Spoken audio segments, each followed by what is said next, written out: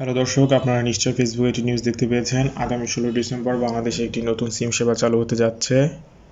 এটি আমাদের দেশে প্রচলিত সিমগুলোর মতো না, এটি একটি সিম সেবা যেটি বন্ধু সিম নামে লঞ্চ হতে যাচ্ছে। এই সিম শুনে অনেকে হয়তো ভাবছেন এটি আবার কিভাবে এই সিম কাজ করে এবং এই সিমের ব্যবহারের সুবিধা অসুবিধাগুলো কি, আপনি এই সিম ব্যবহার করতে পারবেন কিনা বা আপনার হাতের ফোনটি সিম সাপোর্টেড কিনা। এই সিম সম্পর্কে জানতে ভিডিওটি সম্পূর্ণ দেখুন। আমাদের আজকের তাহলে ভিডিও টপিক হচ্ছে এই সিম কি, এই সিম সম্পর্কে আপনার জানার যা দরকার। esim মূলত হচ্ছে এক ধরনের উন্নত প্রযুক্তি সিম, যার পূর্ণরূপ হচ্ছে এমবেডেড সাবস্ক্রাইবার আইডেন্টিটি মডিউল বা এমবেডেড সিম। এটার কি কাজ এবং এটি কিভাবে আমরা ইউজ করব, এটা সুবিধা অসুবিধা কি ইত্যাদি আমরা ভিডিওতে দেখব।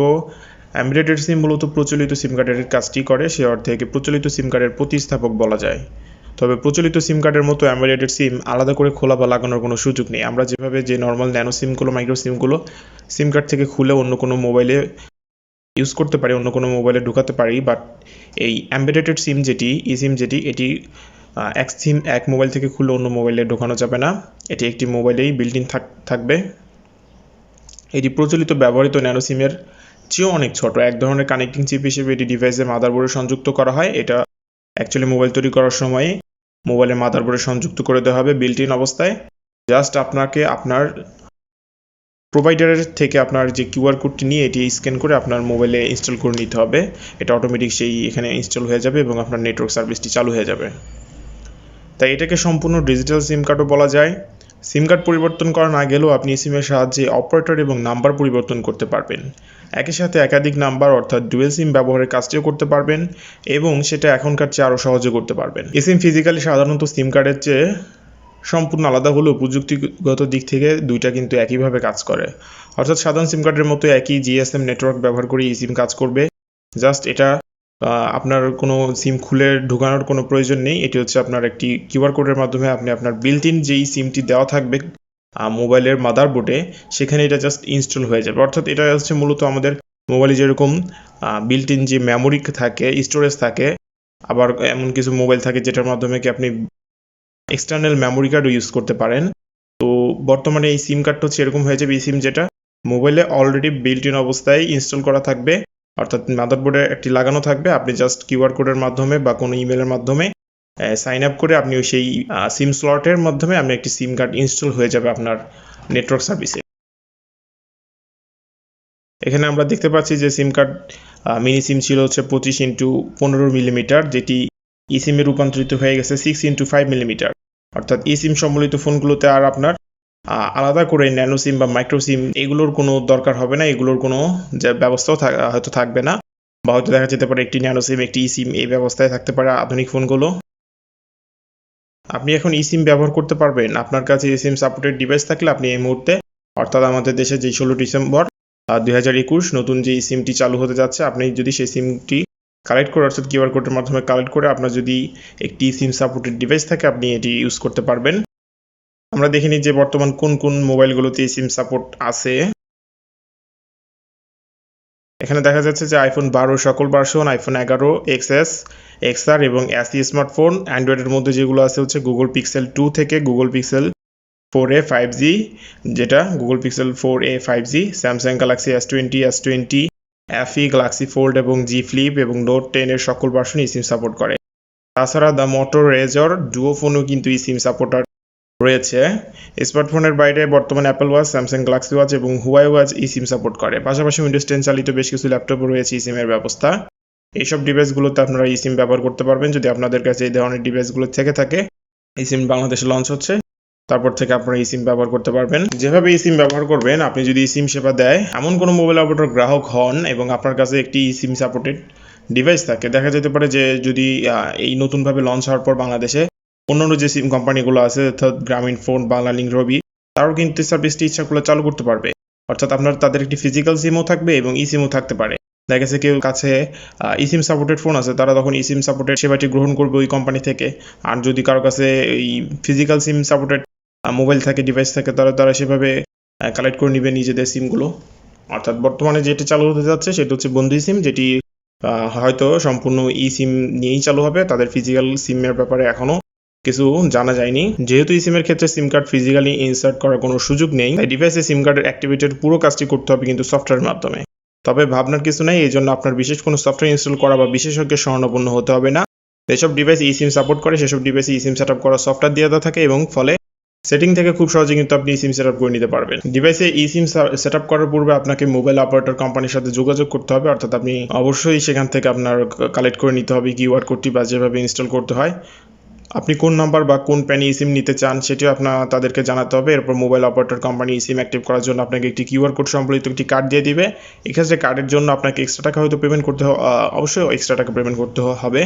এটা সম্পূর্ণ নির্ভর করে মোবাইল অপারেটর কোম্পানির উপর। আপনি যখন আপনার eSIM অ্যাক্টিভেশনের কার্ড পাবেন তখন সেটাকে শুধু আপনার ডিভাইসের নির্দিষ্ট স্থান থেকে স্ক্যান করে নিলেই হয়ে যাবে। এটা অটোমেটিক তারপর আপনার মোবাইলে ইনস্টল হয়ে যাবে সিমটি। অর্থাৎ যেভাবে আমরা সফটওয়্যার বা অ্যাপস ইনস্টল করি আমাদের ডিভাইসে সেভাবে সিমটিও ইনস্টল হয়ে যাবে। অ্যান্ড্রয়েডের এখান থেকে দেখতে পাচ্ছেন আপনারা যে সিম কীভাবে সেট আপ করবেন। এরকম একটা কিউআর কোড সম্বলিত একটি কার্ড আপনাকে প্রদান করা হবে, যে কিউআর কোডে আপনার মোবাইল থেকে নির্দিষ্ট স্থান থেকে স্ক্যান করতে হবে, অর্থাৎ যেই ডিভাইসগুলো eSIM সাপোর্টেড সেখানে নির্দিষ্ট সেটিংসে যে একটি কিউআর কোড স্ক্যানার থাকবে সেখান থেকে স্ক্যান করার মাধ্যমে আপনার ডিভাইসে সিমটি ইনস্টল হয়ে যাবে, নাম্বার চলে আসবে এবং নেটওয়ার্ক চলে আসবে।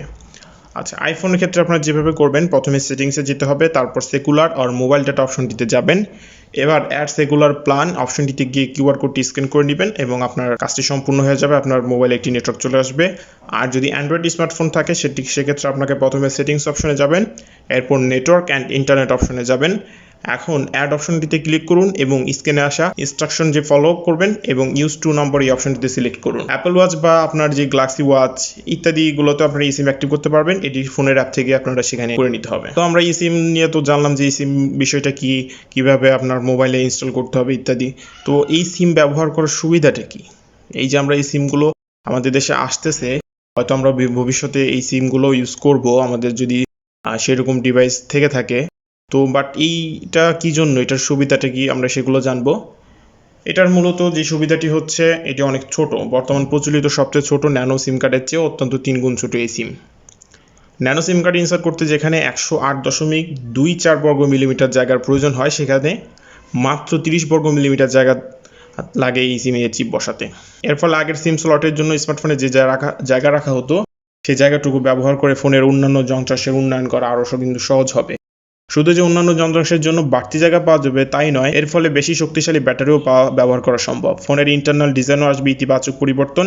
eSIM ফোনের একপাশে বা ধারে যুক্ত করার প্রয়োজন পড়ে না, তাই ওয়াটারপ্রুফ বা ডাস্টপ্রুফ ডিভাইস কিন্তু তৈরি করা আরও বেশি সহজ হবে। তখন কিন্তু আপনার সিম ঢুকানোর জন্য কোনো স্লট রাখতে হবে না উপরে বা নিচে। সেক্ষেত্রে আপনার মোবাইলটি আরও ওয়াটারপ্রুফ এবং ডাস্টপ্রুফ ডিভাইস হিসেবে তৈরি করা কিন্তু আরও বেশি সম্ভব হবে। এর ফলে এ ধরনের ডিভাইসের দামও কিন্তু কমে আসবে অনেকটাই। ব্যবহারকারীরাও eSIM ব্যবহার বেশ স্বাচ্ছন্দ্য বোধ করবেন। একটা সিম কার্ড পকেটে নিয়ে কিন্তু আর ঘোরার প্রয়োজন হবে না। আমাদের যেহেতু এখন অনেকগুলো সিম কার্ড সংরক্ষণ করতে হয়, খুঁজতে হবে না সিম কার্ড রাখার ট্রে, তারপর খোলার জন্য কোনো পেপার ক্লিপ বা আলপিন। এখানে আপনারা এক নজরে দেখে নিতে পারছেন যে eSIM এর সুবিধাগুলো কি কি। এখানে 6টা সুবিধা দেওয়া আছে ইত্যাদি বিভিন্ন সুবিধা। আচ্ছা, eSIM এর অসুবিধা কি? সুবিধার পাশাপাশি তো অবশ্যই অসুবিধা কিছু না কিছু থাকে, তাই eSIM ব্যবহারে কিছু অসুবিধার সম্মুখীন হওয়া লাগতে পারে। বিশেষ করে আপনি যখন আপনার মোবাইল ফোন বা ডিভাইসটি চেঞ্জ করবেন, এখন দেখা যায় আমরা মোবাইল ইজিলি চেঞ্জ করতে পারি। আপনি জাস্ট সিম কার্ডটা খুলে অন্য মোবাইলে ঢুকিয়ে নিলেই হয়ে যায়, আমরা সেই সিমটি পেয়ে যাই। তো এখনকার মতো কিন্তু তখন আর সিম কার্ড খুলে নতুন ফোনে লাগাতে পারবেন না। এই জন্য মোবাইল অপারেটর কোম্পানির সাথে যোগাযোগের প্রয়োজন হবে। এছাড়া ডিভাইস কোনো সমস্যা হলে সেটা খুঁজে বের করতে বেগ পোহাতে হতে পারে কিছুটা, বিশেষ করে নেটওয়ার্কের সমস্যাগুলোর ক্ষেত্রে। এমনি জানেন আমাদের দেশে কোম্পানিগুলোর নেটওয়ার্কের অবস্থা খুবই বাজে। এখন ফোনে নেটওয়ার্ক না পেলে আপনি চাইলে আপনার সিম কার্ডটি খুলে অন্য কিন্তু ফোনে ঢুকাতে পারেন। এতে করে নিজে বুঝতে পারেন যে সমস্যাটি নেটওয়ার্কের নাকি আপনার ফোনের। eSIM এর ক্ষেত্রে কিন্তু সেরকম আর কোনো সুযোগ থাকবে না। ডিভাইসের সমস্যা মানেই আপনাকে সার্ভিস সেন্টারে নিয়ে যেতে হবে। এছাড়া নতুন প্রযুক্তি হিসেবে eSIM বেশ জনপ্রিয় হতে এবং পুরোপুরি মূলধারা প্রযুক্তিতে প্রবেশ করতে হয়তো কিছুটা সময় লাগবে, যেহেতু আমাদের কাছে eSIM চলে আসলেই হবে না। eSIM আসার পাশাপাশি আমাদের হাতে সেরকম eSIM সাপোর্টেড ডিভাইসও থাকতে হবে। তাছাড়া এটা ধীরে ধীরে কিন্তু আস্তে আস্তে মানুষের হাতে পৌঁছে যাবে। তেমনি প্রযুক্তিগত নানা ত্রুটির কবলেও পড়তে হতে পারে বর্তমান ব্যবহারকারীদেরকে। তবে যেহেতু অসুবিধার চেয়ে সুবিধার পাল্লা এক্ষেত্রে ভারী, তাই কিছুটা সময় গেলে আশা করা যায় eSIM এসব সীমাবদ্ধতা কাটিয়ে পুরোপুরিভাবে সিম কার্ডের জায়গা নিয়ে নেবে। আপনারা এখানে একটি সিম দেখতে পাচ্ছেন, যে এটা হচ্ছে বর্তমানে যে মাইক্রো সিম বা ন্যানো সিম বলা যায়। আর এইটি হচ্ছে eSIM সিস্টেম, অর্থাৎ আপনার ফোনের যে মাদারবোর্ডে প্রি ইনস্টল করা থাকবে এটি, অর্থাৎ মাদারবোর্ডে আপনার সিম স্লটটি দিয়ে দেওয়া হবে। বাহির থেকে আপনার এখানে কোনো সিম প্রবেশ করানোর দরকার হবে না, প্রবেশ করানোর কোনো জায়গাও রাখা হবে না ফোনগুলোতে। সেখানেই বিল্ট ইন একটি মাদারবোর্ডের জায়গা থাকবে যেখানে সিম বিল্ট ইন ভাবে দেওয়া থাকবে। আপনি জাস্ট আপনার কোম্পানি সার্ভিস প্রোভাইডার থেকে আপনার কিউআর কোডটি সংগ্রহ করে নির্দিষ্ট স্থান থেকে স্ক্যান করে নিলে এখানে এই স্লটের মধ্যে একটা সিম ইনস্টল হয়ে যাবে, যেটি অটোমেটিক আপনার ফোনে নেটওয়ার্ক চলে আসবে। তো এই ছিল eSIM নিয়ে। যদি ভিডিওটি ভালো লাগে থাকে দয়া করে সাবস্ক্রাইব করবেন আমাদের চ্যানেলটি এবং একটি লাইক দিবেন ভিডিওতে। ধন্যবাদ সবাইকে।